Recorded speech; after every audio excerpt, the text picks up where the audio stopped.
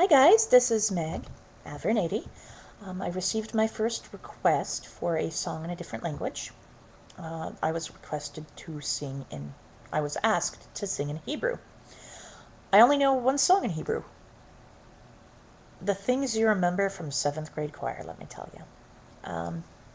So this song is called Erev Shel Shoshanim. The translation into English says Night of the Roses, but I did a little research and that's not correct in terms of translation, because the name of the flower that the song refers to is lily. How they got Night of the Roses, I don't know. But I may butcher the enunciation. Corrections for people who actually speak Hebrew would be greatly appreciated. I will be singing this a cappella. ערב של שושנים נצאנה לבוסתן מור בסבימו לבונה לרגלך מפתן ערב של שושנים נצאנה לבוסתן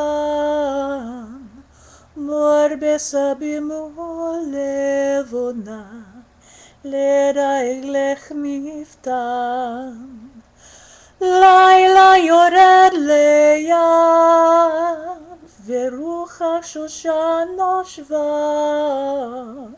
חבל חשלך שיר בלט צמר של החווה לילה יורד ליד ורוח שושן נושבה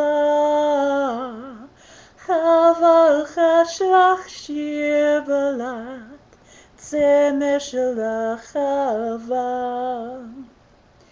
שחר הומה יונה ראשך מלא טללים פיך אל הבוקר שושנה אכתפנו לי שחר הומה יונה ראשך מלא טללים פיך אל הבוקר שושנה אכתפנו לי לילה יורד ליד ורוח שושן נושבה חבל חשלך שיר בלט צמר של החווה לילה יורד ליד ורוח